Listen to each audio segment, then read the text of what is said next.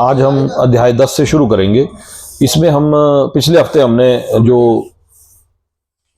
हमने अध्याय 10 के कुछ सवालों को, 2 हफ्ते हो गए हमें अध्याय 10 में के कुछ सवालों कुछ श्लोकों को पढ़ते हुए। आज मैं एक बार फिर से अध्याय 10 के उन श्लोकों को रिवाइज करूंगा ताकि कंटिन्यूटी बनी रहे। आप मेरे साथ चलेंगे 365 नंबर पेज पे, अध्याय 10 जहां से शुरू होता है।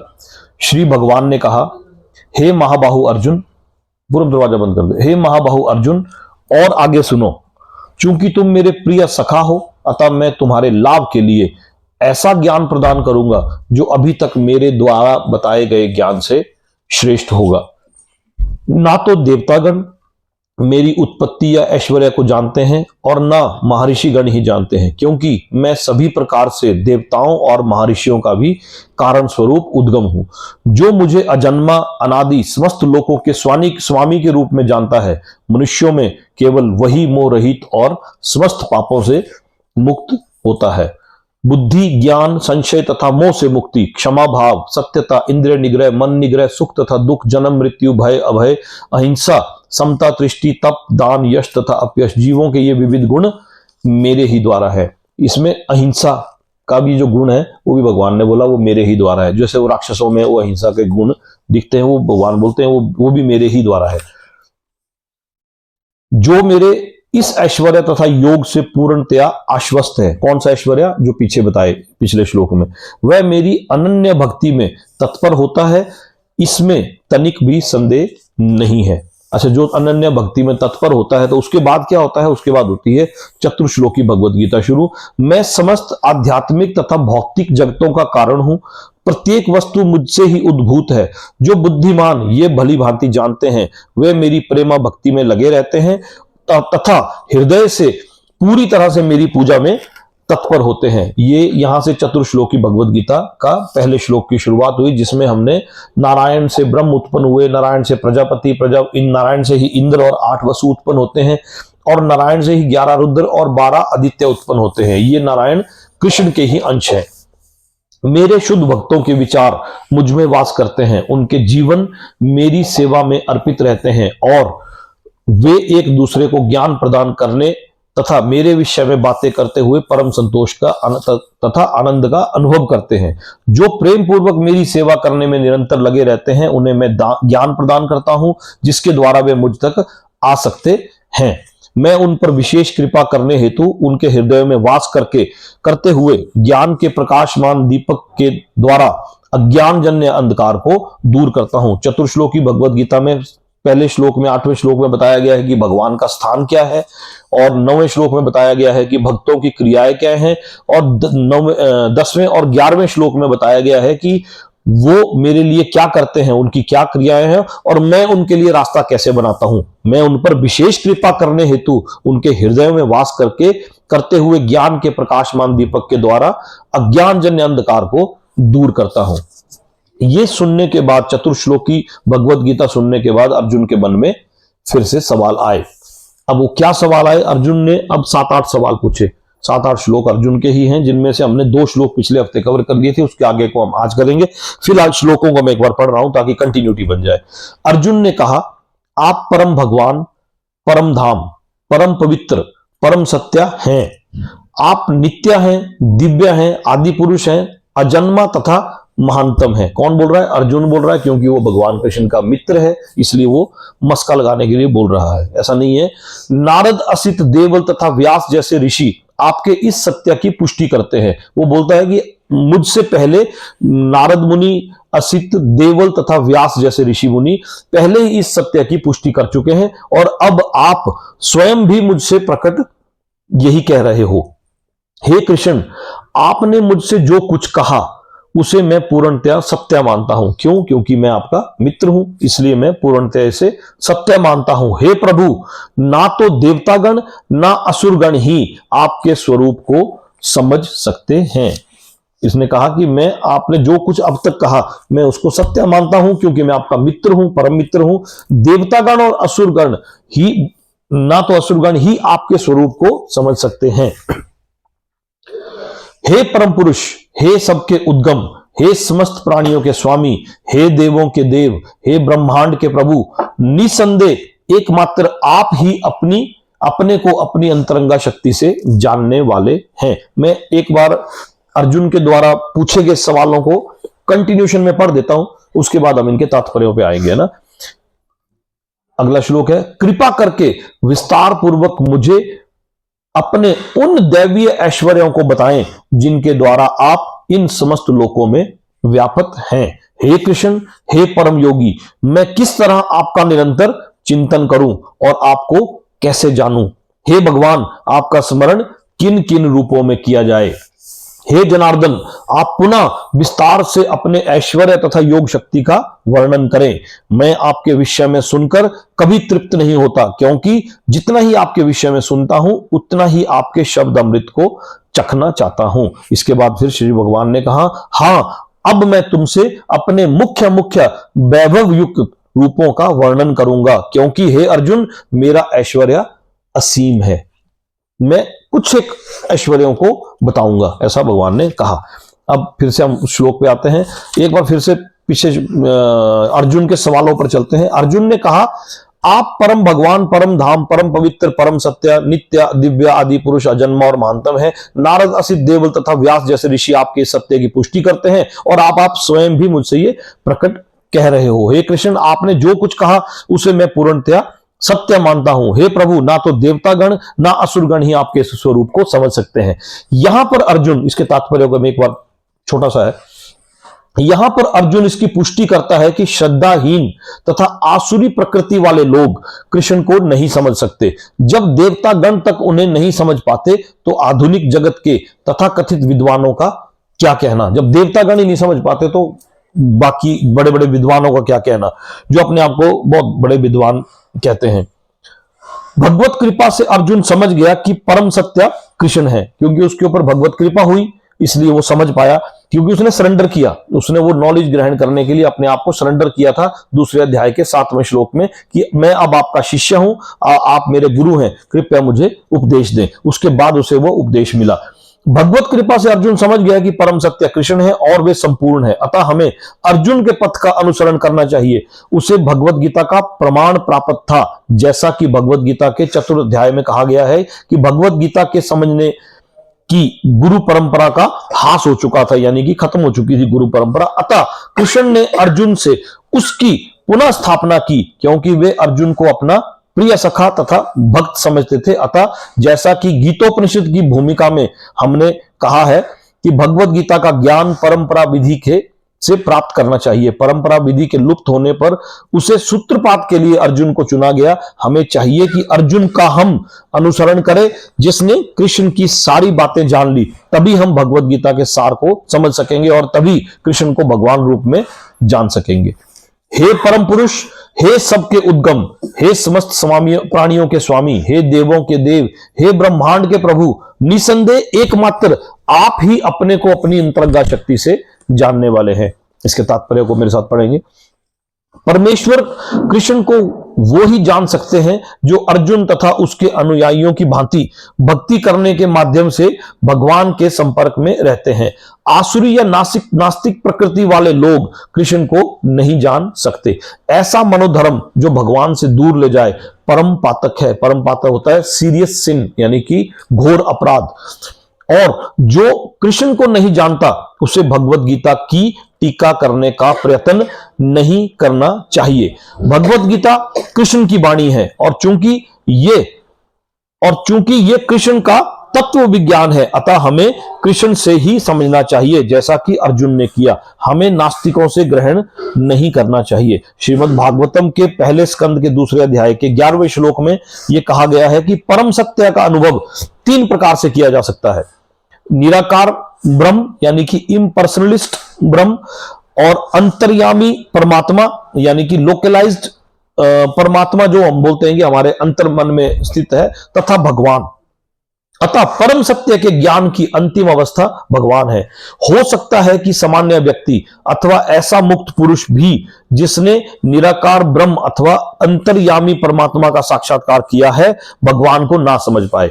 अतः ऐसे व्यक्तियों को चाहिए कि वे भगवान को भगवत गीता के श्लोकों से जानने का प्रयास करें, जिन्हें स्वयं कृष्ण ने कहा है। इसको थोड़ा सा आगे कर, तब इसकी रेंज में फर्क पड़ रहा है।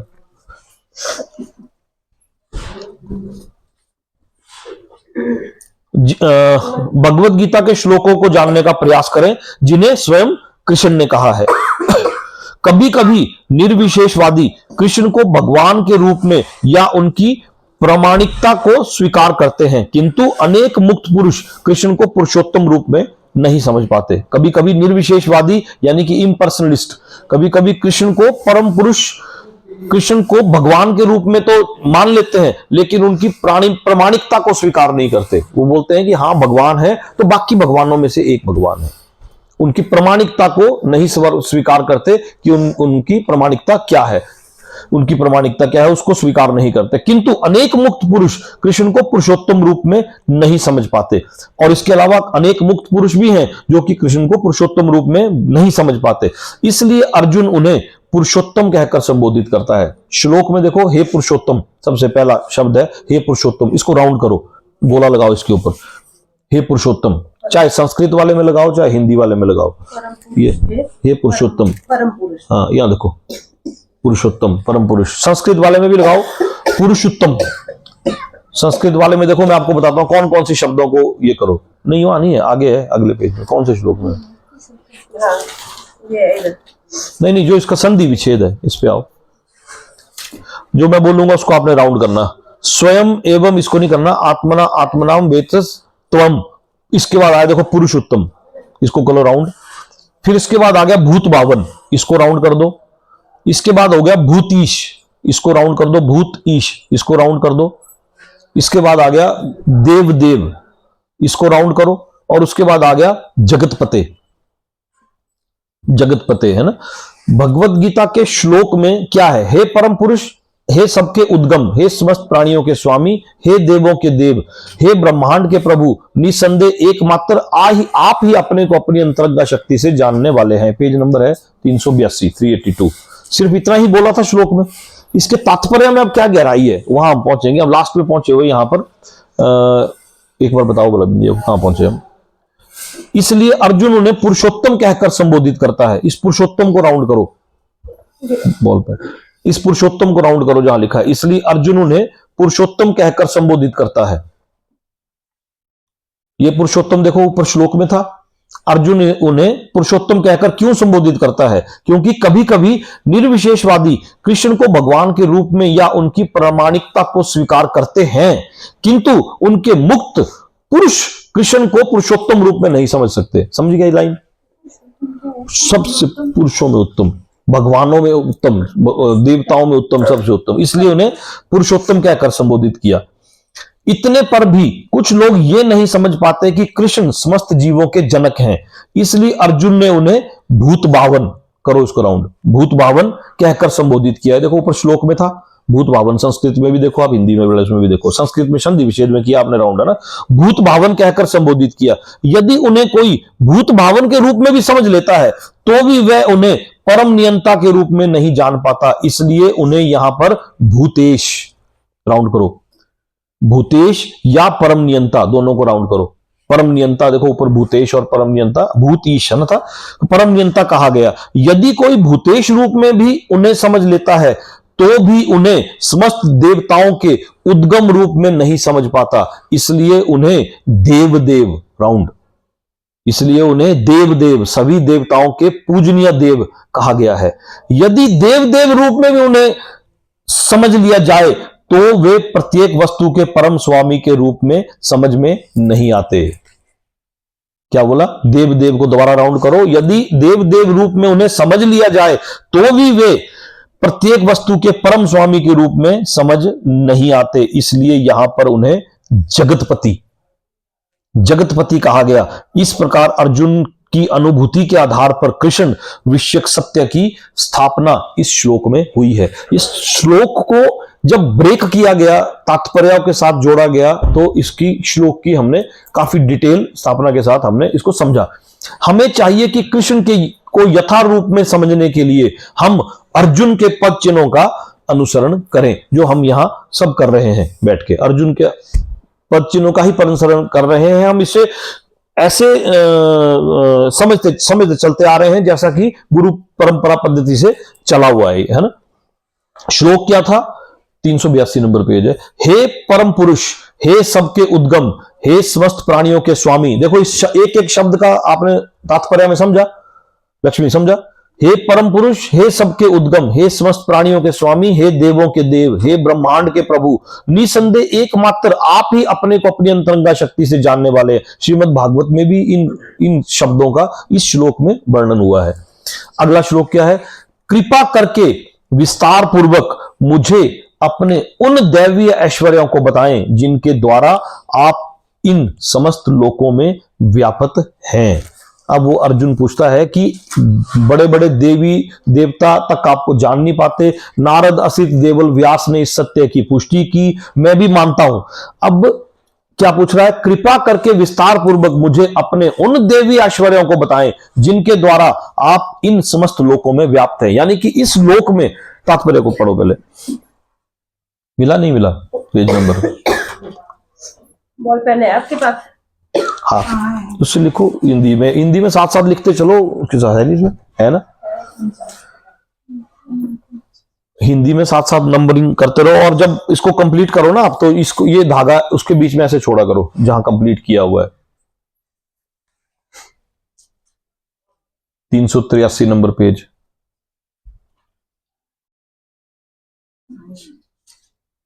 मिला?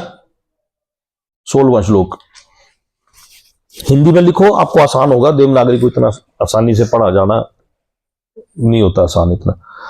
तो अब अर्जुन पूछ रहा है कि कृपा करके विस्तार पूर्वक मुझे अपने उन दैवी ऐश्वर्यों को बताएं जिनके द्वारा आप इन समस्त लोकों में व्याप्त हैं। तात्पर्य को मेरे साथ पढ़ेंगे।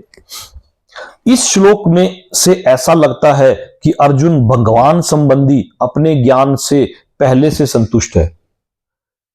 कृष्ण कृपा से अर्जुन को व्यक्तिगत अनुभव, बुद्धि तथा ज्ञान और मनुष्य को इन साधनों से जो कुछ भी प्राप्त हो सकता है वह सब प्राप्त है, ऐसा लगता है। तथा उसने कृष्ण को भगवान के रूप में समझ रखा है। उसे किसी प्रकार का संशय नहीं है, तो भी वह कृष्ण से अपनी सर्वव्यापकता की व्याख्या करने के लिए अनुरोध करता है। यानी कि ऑल प्रिवेडिंग नेचर, सर्वव्यापकता होता है हिज ऑल प्रिवेडिंग नेचर का अनुरोध करता है। सामान्य जन तथा विशेष रूप से निर्विशेषवादी, कॉमन मैन और इम्पर्सनलिस्ट भगवान की सर्वव्यापकता के विषय में अधिक विचारशील रहते हैं। कॉमन मैन क्या बोलता है कि भगवान तो हैं, लेकिन ये कृष्ण सबसे सर्वश्रेष्ठ नहीं है, ये बाकी भगवानों की तरह एक भगवान है जैसे हैं। तो जैसे हमारे 33 करोड़ देवी देवता हैं, जो कि नहीं है, 33 कोटि हैं, 33 करोड़ में से एक ये भी है, ऐसा बोलते हैं। कौन? सामान्य जन, कॉमन मैन, और विशेष रूप से निर्विशेषवादी जो इम्पर्सनलिस्ट भगवान की सर्वव्यापकता के विषय में अधिक विचारशील रहते हैं। अतः अर्जुन कृष्ण से पूछता है कि वे अपनी विभिन्न शक्तियों के द्वारा किस प्रकार सर्वव्यापी रूप में विद्यमान रहते हैं। हमें यह जानना चाहिए कि अर्जुन सामान्य लोगों के हित के लिए ही पूछ रहा है। क्यों? समझ आ गया? श्लोक क्या था? कृपा करके विस्तार पूर्वक मुझे अपने उन दैवीय ऐश्वर्यों को बताएं। यानी कि आपने जो कुछ भी अब तक कहा उसे अर्जुन तो सत्य मान रहा है, लेकिन उन दैवीय ऐश्वर्यों को, ये अध्याय है श्री भगवान के ऐश्वर्य, अब उन ऐश्वर्यों को बताएं, अर्जुन पूछ रहा है, जिनके द्वारा आप इन समस्त लोकों में व्यापक हैं। इन समस्त लोकों में कौन से लोक? ये जो 14 भौतिक लोक हैं, इन समस्त लोकों में आप किन किन ऐश्वर्यों के द्वारा जाने जाते हैं, ये पूछता है अर्जुन। अगला श्लोक आता है, हे कृष्ण, हे परम योगी। ये सब अर्जुन के ही सवाल है ना। हे कृष्ण, हे परम योगी। अर्जुन ने सवाल पूछा था तो वो लगातार चले थे, 3 अध्याय। अब अर्जुन फिर सवाल पूछ रहा है तो इसके जवाब भी चलेंगे। अभी 10वां अध्याय पूरा इसके सवालों में चलेगा। 11वें अध्याय के शुरू में भी कुछ एक सवाल है जो इनके जवाब है। फिर 11वें अध्याय में अर्जुन फिर सवाल पूछेगा कि मेरे को आपने बता भी दिया, लेकिन मैं देखना चाहता हूं। अब पहले तो बोला कि मैं मान गया, देवता व्यास भी इसकी पुष्टि करते हैं, मैं मान भी गया आपकी बात। अब आपने मेरे को अपने ऐश्वर्य भी बता दिए, अब भी मैं कैसे मानूं? मेरे को दिखाओ। तब भगवान ने अर्जुन को अपना विराट रूप दिखाया था। हे कृष्ण, हे परम योगी, मैं किस तरह आपका निरंतर चिंतन करूं? यदि मैंने सिर्फ आप ही का चिंतन करना हो तो किस तरह करूं और आपको कैसे जानूं? हे भगवान, आपका स्मरण किन किन रूपों में किया जाए? तात्पर्य को पढ़ो। जैसा कि पिछले अध्याय में कहा जा चुका है कि भगवान अपनी योग माया से आच्छादित रहते हैं, यानी कि कवर्ड रहते हैं। केवल शरणागत भक्त जन ही उन्हें देख सकते हैं, हर कोई उन्हें नहीं देख सकता। अब अर्जुन को विश्वास हो चुका है कि उनके मित्र कृष्ण भगवान है। यहां पर उसको विश्वास हुआ, लेकिन एक होता है विश्वास को ऑथेंटिक करना। विश्वास हो गया उसको, लेकिन ऑथेंटिसिटी के लिए मांग रहा हुआ चीज है कि कल दिन को मैं कैसे इसकी ऑथेंटिसिटी करूंगा। विश्वास हो चुका है कि उसके मित्र कृष्ण भगवान है, किंतु वह उस सामान्य विधि को जानना चाहता है जिसके द्वारा सर्वसाधारण लोग भी उन्हें सर्वव्यापी रूप में समझ सके। सर्वसाधारण लोग मींस वो कॉमन मैन भी उन्हें सर्वव्यापी रूप में समझ सके। उस विधि को पूछ रहा है अर्जुन। वो बोल रहा है कि मुझे अब वो विधि बताओ जिसके द्वारा मैं आप सर्वसाधारण उन्हें सर्वव्यापी रूप में समझ सके। असुरों तथा नास्तिकों सहित सामान्य जन कृष्ण को नहीं समझ पाते। डेमन्स एंड एथिस्ट्स, असुर और नास्तिक, डेमन्स हुए असुर हुए डेमन्स और नास्तिक हुए एथिस्ट, उनके साथ साथ कॉमन मैन भी कृष्ण को नहीं समझ सकता, क्योंकि भगवान अपनी योग माया शक्ति से आच्छादित रहते हैं। He is guarded by his योग माया शक्ति, उसके द्वारा गार्डेड रहते हैं, कवर्ड रहते हैं योग माया शक्ति के द्वारा। वहां उनके आग तक पहुंचने के लिए बहुत सारी योग माया शक्तियां हैं जो उन तक पहुंचने से कॉमन मैन को, एथिस्ट को, नास्तिक को 385 नंबर पेज है 385 को रोकती है। दूसरी बात यह है 384 नंबर पेज के सबसे पहली लाइन पे हम इस समय 384 पीछे आगे आप पीछे चलो, पीछे नहीं बैक लिखा था कहीं आगे ना 384 में हम, क्योंकि भगवान अपनी योग माया शक्ति, पहली लाइन है ये, नहीं अभी भी नहीं पहुंचे आप, देखो बोला ऐसा ऐसा आएगा कुछ, नहीं वो तो लिखा हो तो अध्याय तो ठीक खुला है, तो आ गया ना।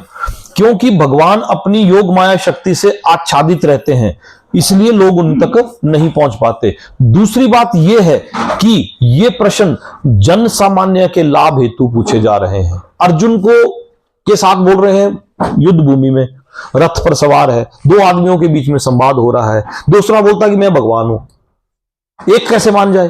अच्छा, एक ने बोला मैं मान गया, क्योंकि इससे पहले देवी देवता वो भी। अब मेरे को ये बताओ कि आप किस किस रूप में धरती लोक पर हो, इन भौतिक लोकों में, 14 भौतिक लोकों में किस किस रूप में विराजमान हो, यानी कि क्या आपकी मुख्य विभूतियां हैं जिसके द्वारा इन 14 लोकों के, आपने तो बोल दिया कि मैं 14 भौतिक लोकों का स्वामी हूं, पूरा ब्रह्मांड मेरे से उत्पन्न हुआ, लेकिन इस पूरे ब्रह्मांड में आप कैसे हो फिर, है ना। तो ये अर्जुन क्यों पूछ रहा है? क्योंकि दूसरी बात यह है कि ये प्रश्न जन सामान्य के लाभ हेतु पूछे जा रहे हैं। उच्च कोटि का भक्त, अर्जुन बहुत उच्च कोटि का भक्त था, केवल अपने ही ज्ञान के प्रति चिंतित नहीं रहता, अपितु सारी मानव जाति के ज्ञान के लिए भी रहता है, ज्ञान के लिए भी चिंतित रहता है। अतः अर्जुन वैष्णव या भक्त होने के कारण अपने दयालु भाव से सामान्य जनों के लिए भगवान के सर्वव्यापक रूप के ज्ञान का द्वार खोल रहा है। वह कृष्ण को जानबूझकर योगीन, अब देखो इसमें श्लोक में आप संस्कृत का जो श्लोक है, पिछले पेज में आओ, संस्कृत का जो श्लोक है उससे नीचे देखो उसका तात्पर्य ब्रेकअप दिया हुआ है। सबसे पहले लिखा है कथम, कथम के बाद लिखा है विद्या अहम, उसके आगे लिखा है योगीन, इसको गोल करो, योगीन को राउंड करो। उसके बाद लिखा त्वाम सदा, त्वाम सदा, इसको गोल करो, त्वाम और सदा, पहले करो योगीन को गोल, फिर करो त्वाम को गोल, फिर करो सदा को गोल, फिर परिचिंत्य, इसका मतलब होता है चिंतन करता हुआ, केशु केशु, इसको दोनों को गोल करो, च को गोल करो, भावेश को गोल करो। अब इनके मतलबों को समझो आप। अब संस्कृत के मतलों को मत पढ़ो, इसके पढ़ो। किस तरह, कैसे मैं जान सकूं परम योगी आपको सदैव चिंतन करता हुआ किस किस भी रूपों में आपका स्मरण किया जाता, हे भगवान मेरे द्वारा। ये संस्कृत के श्लोक का ब्रेकअप है। अब इन ब्रेकअप को, क्योंकि अगर आप ये सिर्फ श्लोक पढ़ोगे तो ये इतनी डिटेल में क्लियर नहीं होगा, तो तात्पर्यों में इन शब्दों की क्या इंपॉर्टेंस है हम उसको जानेंगे, है ना। कृष्ण को जानबूझकर यहां योगीन कहकर संबोधित किया। योगीन क्या होता है? योगीन होता है हे परम योगी।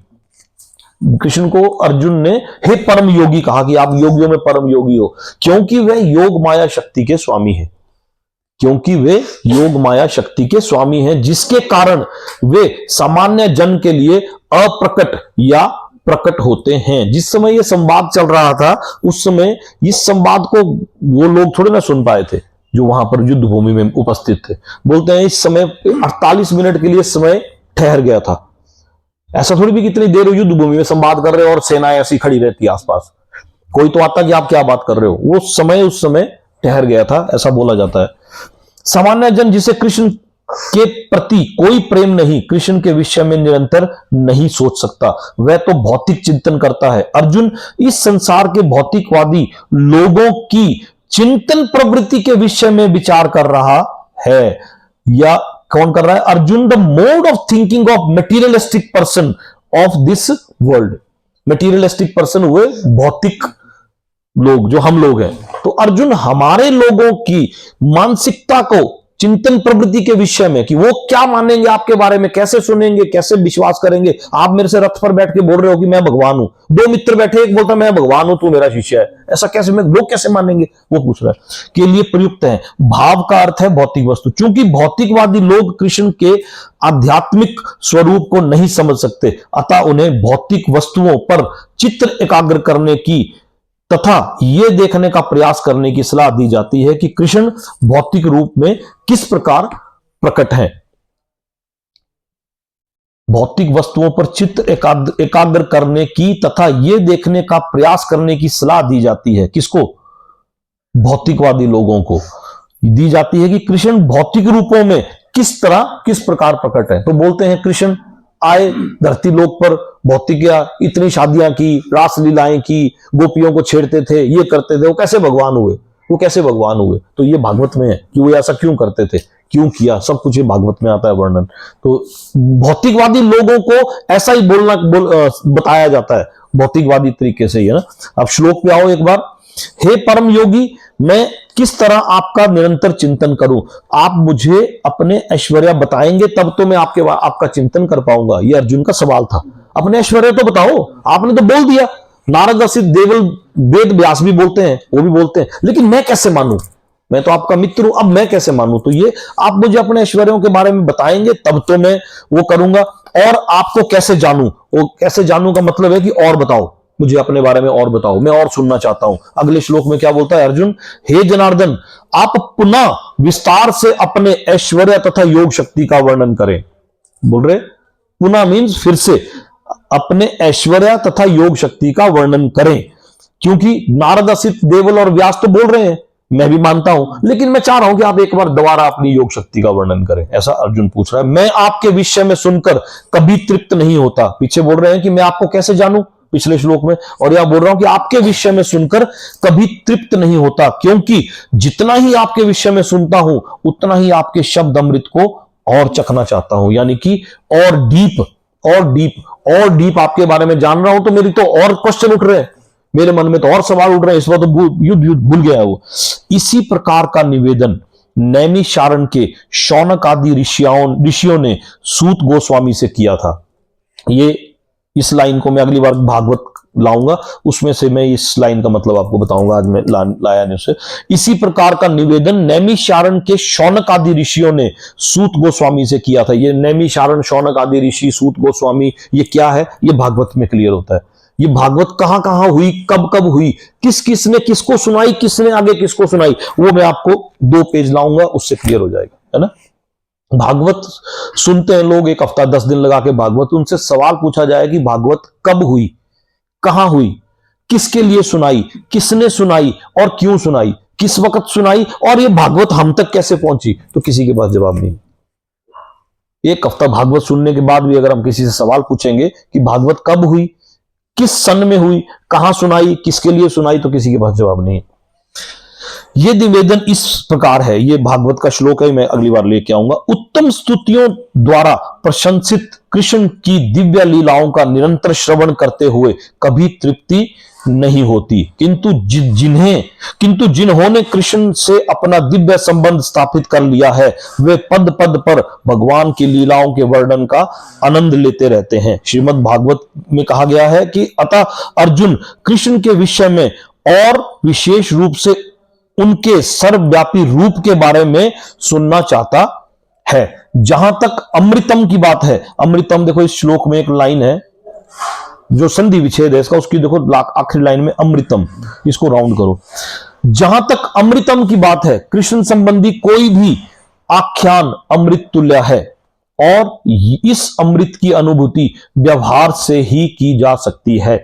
आधुनिक कहानियां, कथाएं तथा इतिहास कृष्ण की दिव्य लीलाओं से इसलिए भिन्न है क्योंकि इन संसारिक कहानियों से सुनने से मन भर जाता है, किंतु कृष्ण के विषय में सुनने से कभी थकान नहीं आती। आधुनिक कहानियां, कथाएं तथा इतिहास आप कितनी बार सुनोगे? एक कहानी है मान लो सुदामा और कृष्ण की कहानी, आप कितनी बार सुनोगे? किसी पूतना राक्षसी और उसकी कहानी आप कितनी बार सुनोगे? यहां बोला है कि अर्जुन आधुनिक कहानी कितनी बार सुनोगे? अब एक बार आपने सुन लिया दूसरी बार नहीं सुन पाओगे। यहां अर्जुन तो बोल रहा है मेरे को अपने बारे में, क्योंकि अनंत है, अनंत है, विभूतियां अनंत है। आधुनिक कहानियां, कथाएं तथा इतिहास कृष्ण की दिव्य लीलाओं से इसलिए भिन्न है क्योंकि इन सारी कहानियों के सुनने से मन भर जाता है, किंतु कृष्ण के विषय में सुनने से कभी थकान नहीं आती। यही कारण है कि सारे विश्व का इतिहास भगवान के अवतारों की लीलाओं के संदर्भों से पटा हुआ है। हमारे पुराण विगत युगों के इतिहास हैं जिनमें भगवान के विविध अवतारों की लीलाओं का वर्णन है। इस प्रकार बारंबार पढ़ने पर भी विषय वस्तु नवीन बनी रहती है। जैसे भागवत में, भागवत पढ़ने वालों के आसपास 8-10 वो बाजे बूजे वाले होते हैं, वो तो हर बार सुनते हैं, भागवत पूरा सुनते हैं, लेकिन वो क्या अपने आप को वो बदल पाते हैं, अपनी थिंकिंग मेंटेलिटी को डेवलप कर पाते हैं? वो तो रोज सुनते हैं भागवत, आज यहाँ आए 4 दिन के बाद उन्होंने फलानी जगह, वो टीम तो साथ ही चल रही है। तो क्योंकि वो निरंतर वही कहानियां सुन रहे हैं, उन्हीं के विषयों में बातचीत हो रही है बार बार, तो उससे आदमी बोर हो जाता है। उसको पता है कि अब इसके बाद इसने ये बोलना, इसके बाद इसने ये बोलना, तो उनका ध्यान उस पर ही है, वो अपने उसमें मस्त है ना। श्री भगवान ने कहा, हाँ अब मैं तुमसे अपने मुख्य अब पूछा तूने असली सवाल, वैभव युक्त रूपों का वर्णन करूंगा क्योंकि हे अर्जुन मेरा ऐश्वर्य असीम है। अब आओ इस श्लोक के फिर उसके संधि विच्छेद पर आओ। श्री भगवान उवाच, भगवान ने कहा, हंता का मतलब होता हाँ, करो उसको राउंड, हंत कथयिष्यामि दिव्या ही आत्म विभूत्य, इसको राउंड करो, आत्म विभूत्य प्राधान्यतया, इसको राउंड करो, कुरुश्रेष्ठ, हे कुरुश्रेष्ठ, ना अस्ति अंत विसर्त में, चलो ऐसा है कुछ है ना। अब इसके उनको सुना, हाँ हंता होता है हाँ। देखो आप ऐसा नहीं बोल सकते कि भाष्यकार ने अपनी मर्जी से लिख दिया, एक संस्कृत का शब्द उसको ब्रेक किया, उसको ब्रेक कर करके श्लोक बनाया। जब उसने खुद पढ़ा ये भी तो समझ नहीं आ रहा, अब इसको कैसे समझूं, तो उसके लिए और शास्त्र पढ़े और शास्त्रों में लिखी हुई चीजों को निकाल के इसके तात्पर्य में डाल दिया, है ना। हाँ अब मैं तुमसे अपने मुख्य वैभव रूपों का वर्णन करूंगा क्योंकि हे अर्जुन मेरा ऐश्वर्य असीम है। कृष्ण की महानता तथा उनके ऐश्वर्य को समझ पाना संभव नहीं है। एक बार मैं अर्जुन के सवाल फिर से एक बार रिपीट करूं आपके लिए। अर्जुन ने कहा था, क्या कहा था 12वें और 13वें श्लोक में? अर्जुन ने कहा, आप परम भगवान, आप परम धाम, आप परम पवित्र, परम सत्य हैं। पेज नंबर 380 पे, आप परम सत्य हैं, आप नित्य दिव्य आदि पुरुष अजन्मा तथा महानतम है। नारद असित, निकला पेज रुपेश, इससे अगला पेज, टॉप पर सबसे ऊपर, ये है ना श्लोक। अर्जुन ने कहा, आप परम भगवान, परम धाम, परम पवित्र, परम सत्य हैं, आप नित्य दिव्य आदि पुरुष अजन्मा तथा महानतम हैं। नारद असित देवल तथा व्यास जैसे ऋषि आपके सत्य की पुष्टि करते हैं और अब आप स्वयं भी मुझसे प्रकट ये कह रहे हो। हे कृष्ण आपने मुझसे जो कुछ कहा मैं पूर्णतया सत्य मानता हूं। हे प्रभु, ना तो देवतागण ना असुरगण ही आपके स्वरूप को समझ सकते हैं। हे पुरुषोत्तम, हे सबके उद्गम, हे समस्त प्राणियों के स्वामी, हे देवों के देव, हे ब्रह्मांड के प्रभु, निसंदेह एकमात्र आप ही अपने को अपनी अंतरंगा शक्ति से जानने वाले हैं। कृपा करके विस्तार पूर्वक मुझे अपने उन दैवीय ऐश्वर्यों को बताएं जिसके बारे में अब भगवान बोल रहे हैं। कृपया करके अब मुझे अपने उन दैवीय ऐश्वर्यों को बताएं जिनके द्वारा आप इन समस्त लोकों में व्यापक हैं। 14 भौतिक लोकों में आप आपका ऐश्वर्य किस किस रूप में है। हे कृष्ण, हे परम योगी, मैं किस तरह आपका निरंतर चिंतन करूं। यदि मुझे आपका स्मरण करना हो तो कैसे करूं, आपको कैसे जानूं, क्योंकि जितना मैं आपके बारे में जानता हूं उतना और जानना चाहता हूं। हे भगवान, आपका स्मरण किन किन रूपों में किया जाए, क्योंकि यहां तो असंख्य भगवान है। तो हे जनार्दन, आप पुनः विस्तार से अपने ऐश्वर्य तथा योग शक्ति का वर्णन करें। मैं आपके विषय में सुनकर कभी तृप्त नहीं होता हूं, क्योंकि जितना ही आपके विषय में सुनता हूं उतना ही आपके शब्द अमृत को और चखना चाहता हूं। हमारे सवाल ही अर्जुन पूछ रहा है ना, हमारे मन के है ना सवाल है। 33 करोड़ देवी देवता, 33 कोटि, इसमें से आप बोल रहे हो कि मैं सबको पैदा करने वाला मैं हूं। मैं कैसे मानूं? आम आदमी कैसे मानेगा? ये हमारे मन का सवाल है। ऐसा तो नहीं कि अर्जुन के मन में कोई नई चीज आ गई। अर्जुन तो दोस्त था, सखा था, बचपन से साथ खेले, इतने बड़े है ना। तो वो पूछ रहा था। क्यों पूछ रहा था? सामान्य जन के लिए पूछ रहा था, हमारे आपके लिए पूछ रहा था। इसलिए बोलते गीता किसको सुनाई? अर्जुन को सुनाई। अर्जुन को छोड़ ना सुनाई, अर्जुन के माध्यम से हम लोगों को सुनाई। क्यों सुनाई? क्योंकि ये ज्ञान लुप्त हो गया। जब ये ज्ञान लुप्त हो गया तो गुरु परंपरा में आया, वो अर्जुन आया, गुरु परंपरा में आया तो अर्जुन को सुनाई, अर्जुन के थ्रू हम सबको सुनाई। ये इसका लॉजिक, साइंस बिहाइंड ये है कि क्या जरूरत है कोई आदमी रथ पर बैठ के बोल रहा है कि मैं हूं भगवान, मेरे को मान। क्यों बोल रहा है? क्यों बोल रहा है कि मैं तेरे को सूर्य देव विवस्वान को जब मैंने ये ज्ञान बताया था, मैंने तब भी बताया है तुझे, मैंने तुझे तब भी ये ज्ञान दिया हुआ है ना। श्री भगवान ने कहा, हां मैं तुमसे अपने मुख्य वैभव रूपों का वर्णन करूंगा, क्योंकि हे अर्जुन मेरा ऐश्वर्य असीम है। अब इसके एक बार तुम 10वें अध्याय के 42वें श्लोक पे जाओगे, पेज नंबर मैं बताता हूं आपको, पेज नंबर है 397। आप एक काम करना, इस भगवत गीता को जो आप घर ले जाते हो, कभी अगर ले जाते हो, तो इसके ऊपर के पेजों को 300-400 पेजों को हिंदी में लिख दो। आसान 10वें अध्याय का ही 42वां श्लोक 42, पेज नंबर है 397। क्योंकि ये यहां से शुरू हुआ, यहां जाके खत्म होगा, और शुरुआत में क्या है श्लोक में और अंत में क्या है। जहां से विराट रूप का देखो, पेज खोलो, विराट रूप से पिछला पेज, और विराट रूप देखो ऊपर आएगा लिखा हुआ, यहां आएगा विराट रूप लिखा हुआ, ऊपर टॉप पे विराट रूप लिखा होगा देखो हिंदी में। जैसे यहां पर कोई भी अध्याय चला है उसका ऊपर लिखा होता है भगवान का ऐश्वर्य चला है, ये देखो विराट रूप है ना, बस बस बस बस मिल गया, बस इससे पिछला पेज, ये आखिरी श्लोक। अब अमीन बस विराट रूप का मिल गया ना। नहीं यहां देखो ऊपर क्या लिखा है, श्री भगवान का ऐश्वर्य लिखा है। ऐसा आगे को बढ़ोगे आप तो आगे आएगा विराट रूप लिखा हुआ कहीं। जो पेज हम पढ़ रहे हैं उससे 3 पेज आगे, 4 पेज आगे, इससे बस इससे पिछला, बस ये विराट रूप है, इससे पिछला देखो विराट रूप आया ना लिखा हुआ, इससे पिछला आ गया, बस ठीक है ना। अब क्या था श्लोक, क्या था जो हम श्लोक पढ़ रहे हैं वो क्या है और ये क्या है? श्री भगवान ने कहा, हां मैं तुमसे अपने मुख्य वैभव युक्त रूपों का वर्णन करूंगा, क्योंकि हे अर्जुन मेरा ऐश्वर्य असीम है। यहां से शुरुआत करेंगे और अंत में क्या बोलेंगे, किंतु हे अर्जुन इस सारे विशद ज्ञान की आवश्यकता क्या है? पहले बता दिए सारे रूप अपने, पूरी विभूतियों का वर्णन होगा, लेकिन बाद में क्या बोलेंगे, इस सारे ज्ञान की आवश्यकता क्या है? क्वेश्चन है, भगवान पूछ रहे क्वेश्चन अर्जुन से कि इतने सारे ज्ञान की जरूरत क्या है? मैं तो अपने एक अंश मात्र से संपूर्ण ब्रह्मांड में व्यापक होकर इसको धारण करता हूं।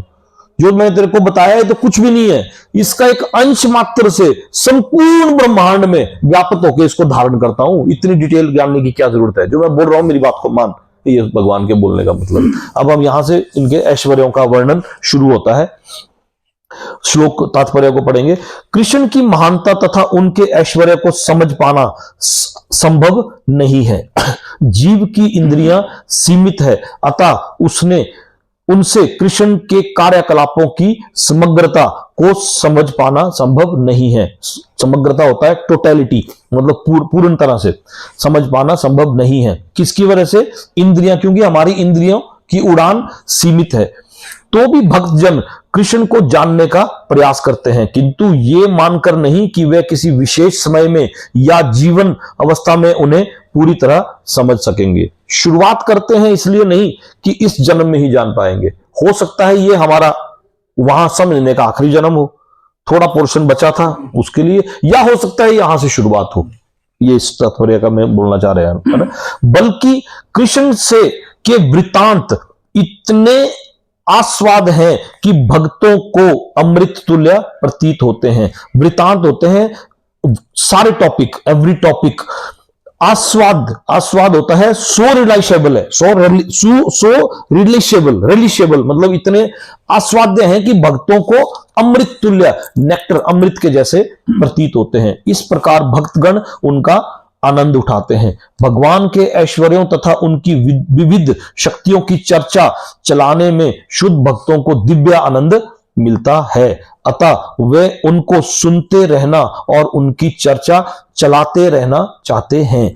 कृष्ण जानते हैं कि जीव उनके ऐश्वर्य के विस्तार को नहीं समझ सकते, ये भी पता है कृष्ण। तभी उन्होंने कहा कि लास्ट श्लोक में कहा कि इस सब की जरूरत क्या है, तूने सुन तो लिया मेरे से, लेकिन तू किसी को बोलेगा भी कोई मानेगा नहीं, तो इस सब की जरूरत क्या है? तू इतना सुन कि मेरे एक अंश मात्र से मैं संपूर्ण ब्रह्मांड में अपनी विभिन्न शक्तियों के प्रमुख स्वरूपों का ही वर्णन। अच्छा, कृष्ण जानते हैं कि जीव उनके ऐश्वर्य के विस्तार को नहीं समझ सकते, फलतः वे अपनी विभिन्न शक्तियों के प्रमुख स्वरूपों का ही वर्णन करने के लिए राजी होते हैं। क्या बोलते हैं? हाँ, करूंगा वर्णन, लेकिन प्रमुख रूपों का वर्णन करूंगा।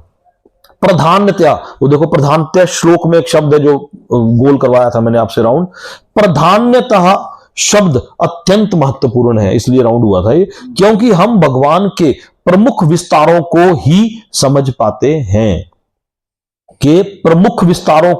पाते हैं, जबकि उनके स्वरूप अनंत हैं। ये प्रधानता शब्द अत्यंत महत्वपूर्ण इसलिए है क्योंकि हम भौतिकवादी लोग भगवान के प्रमुख विस्तारों को ही समझ पाते हैं। जैसे हम बोलते हैं कि भगवान है, ये देवी है, देवता है, ये है, तो क्योंकि हम भौतिकवादी लोग उसी को समझ पाते हैं, जबकि उनके स्वरूप अनंत हैं।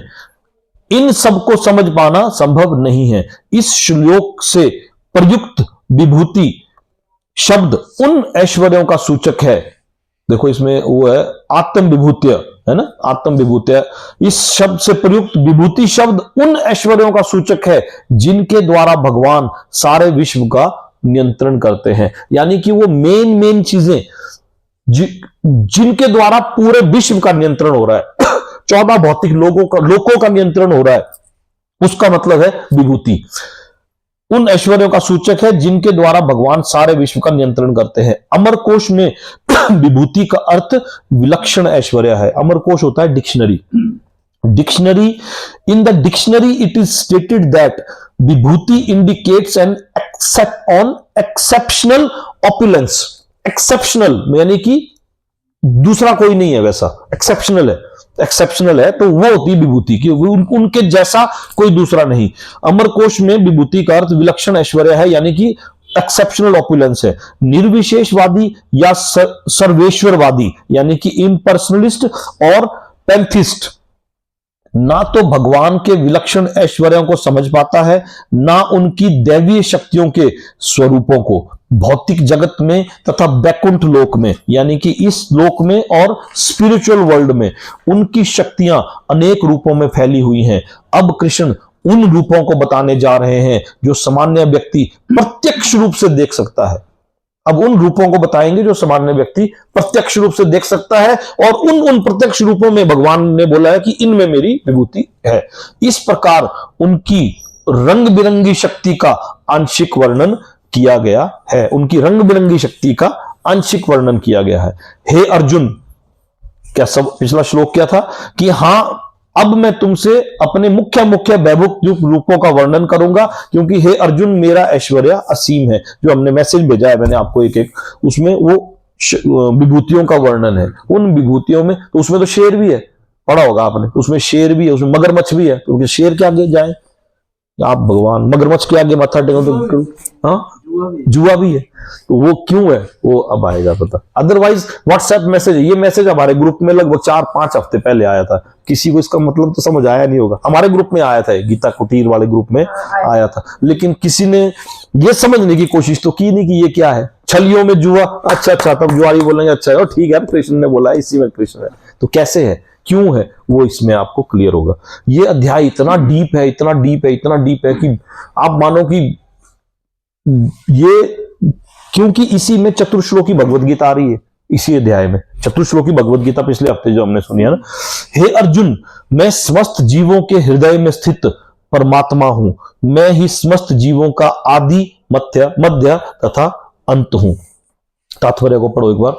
इस श्लोक में अर्जुन को गुड़ाकेश कहकर संबोधित किया गया है, जिसका अर्थ है निद्रा रूपी अंधकार को जीतने वाला, जिसने अपनी निद्रा पर विजय पाली उसे कहा जाता है गुड़ाकेश। निद्रा रूपी अंधकार यानी कि जिसने अंधकार पर विजय पाली, जिसने अज्ञानता पर विजय पाली और जिसने निद्रा पर विजय पाली, उसे कहा गया है गुड़ाकेश।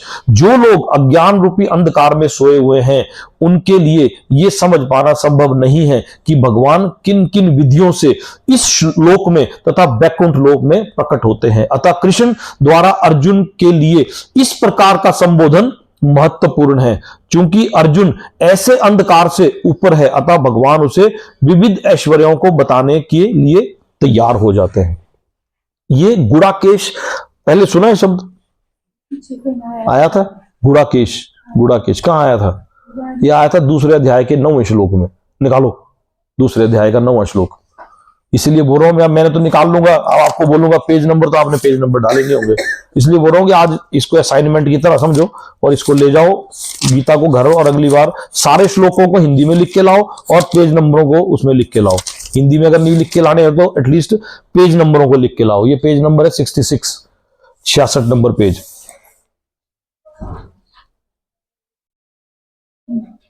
इसमें देखो संस्कृत का श्लोक पढ़ो। संजय उवाचा, किसने कहा था? संजय ने कहा था उस वक्त ये श्लोक, भगवान ने नहीं कहा था, संजय ने कहा था। मिला 66 नंबर पेज बिंदिया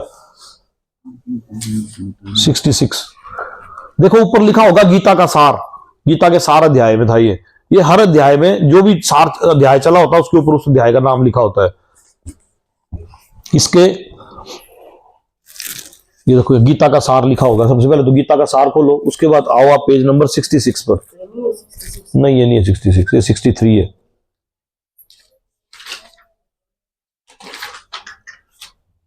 हाँ मिला। देखो संजय उवाचा, संजय ने कहा था गुड़ाकेश अर्जुन को। कहां कहा था? संस्कृत पढ़ो, संस्कृत की लाइन पढ़ो। एव मुक्तवा ऋषिकेशम गुड़ाकेशः, दोनों को गोल करो।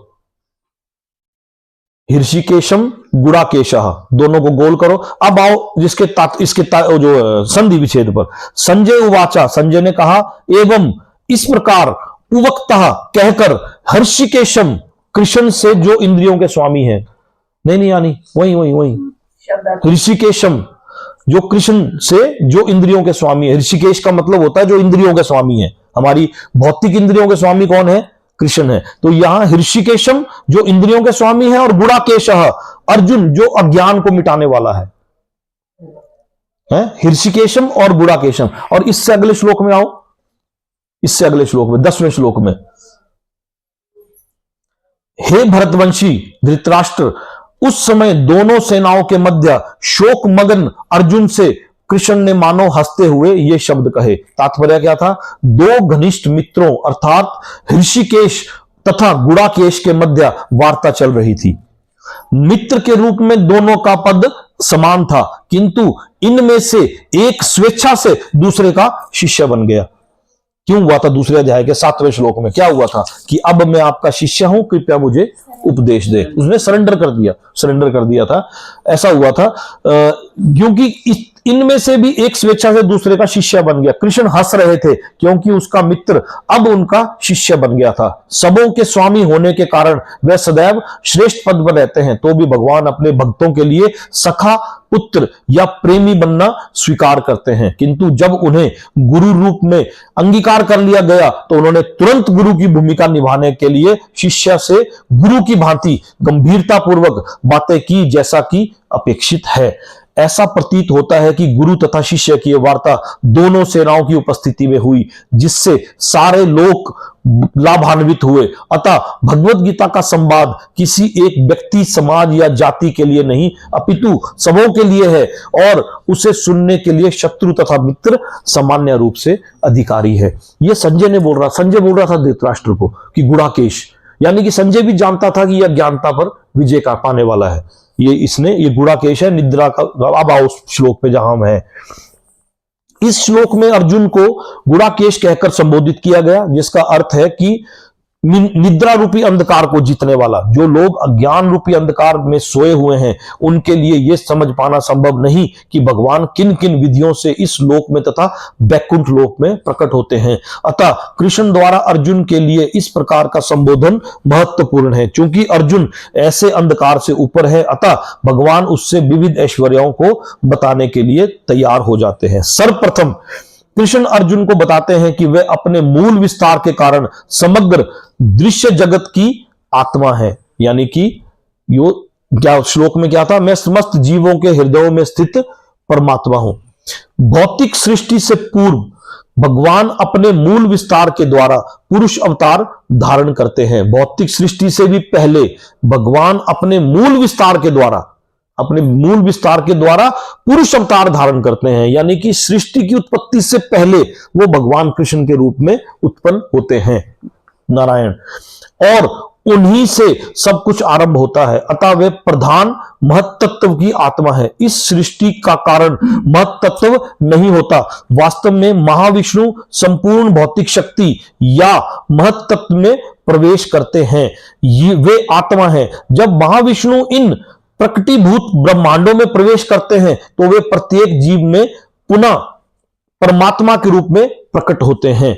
हमें ज्ञात है कि जीव का शरीर आत्मा के संफुलिंग की उपस्थिति के कारण विद्यमान है, due to the presence of spiritual spark. स्फुलिंग होता है एक स्पिरिचुअल स्पार्क, आध्यात्मिक स्फुलिंग होता है स्पिरिचुअल स्पार्क, मतलब उसकी उपस्थिति के कारण विद्यमान रहता है।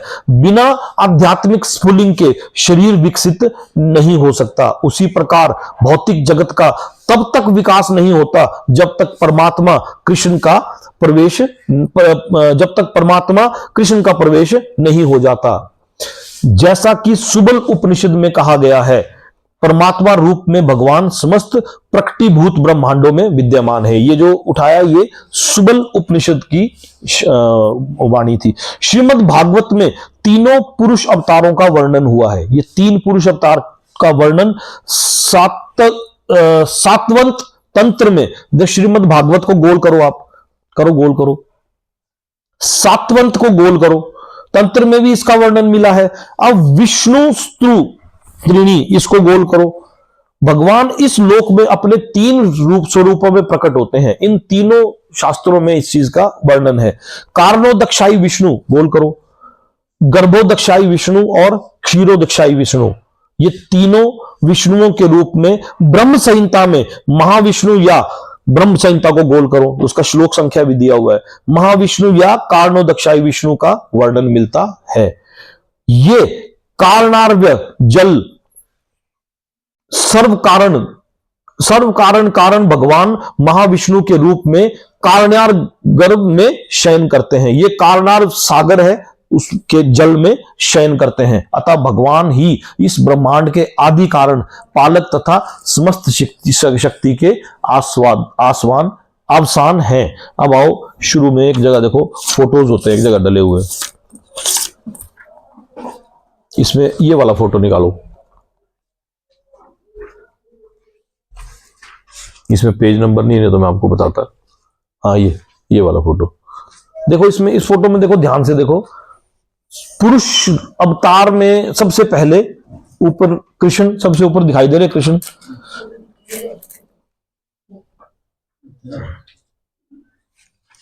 देखो इतने पेजों के बाद आते हैं। हाँ और आगे कोई तो व्हाइट व्हाइट है, देखो ये पेज ये देखो सबसे ऊपर पुरुष रूप में ये वाला फोटो,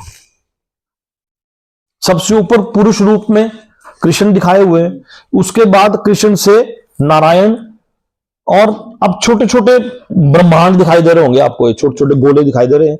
अब इसको अगर आप ध्यान से देखोगे तो इसमें कार्णोदक्षाई सागर में इसके देखो एक ब्रह्मांड है, उसमें भी एक सागर है, उसके अंदर छोटे छोटे ब्रह्मांड है, जिसके अंदर और अब आप किसी बीच के किसी में देखोगे तो आपको विष्णु, लक्ष्मी और नाग दिखाई दे रहा होगा।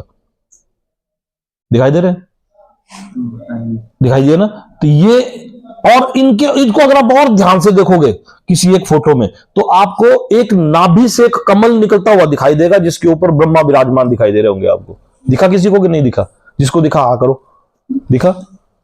देखो इसमें, देखो इस फोटो में देखो, चाहे देखो इस वाले में देखो, सब में दिखे, ध्यान से देखने पर आपको किसी एक इसमें दिखेंगे। ये नाभि कमल से ब्रह्मा की उत्पत्ति हो रही है। किसकी? ये तो दूसरे हैं, ये तीसरे हैं। कार्णोदक्षाई, गर्भोदक्षाई, महाविष्णु, महाविष्णु, कार्बोदक्षाई, गर्भोदक्षाई, इनके गर्भ से गर्भोदक्षाई विष्णु। और ये कहां है? कारणार सागर में विराजमान है ना? इसका वर्णन और बहुत डिटेल में अभी बड़ी स्टार्टिंग है ये, है ना? यहां तो सीधा छोटा सा हुआ है। श्लोक क्या था? हे अर्जुन, मैं समस्त जीवों के हृदय में स्थित परमात्मा हूं, मैं ही समस्त जीवों का आदि मध्य तथा अंत हूं। मैं आदित्यों में विष्णु, प्रकाशों में तेजस्वी सूरज, मरुतों में मरीचि तथा नक्षत्रों में चंद्रमा हूं।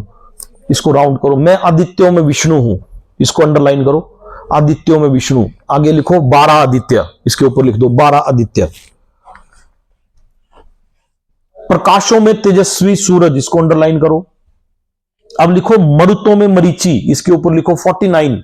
जहां मरुतों में मरीचि लिखा है इसके ऊपर लिखो 49, 49। नक्षत्रों में चंद्रमा हूं। बस अभी सिर्फ इतना लिखो आप। अब खोलो 10वें अध्याय का 8वां श्लोक। ये अगली बार इसको नंबरिंग करके लाना प्रॉपर, है ना, टाइम ना लगे ताकि इसमें। 10वें अध्याय के 8वें श्लोक का पेज नंबर खोलो 375।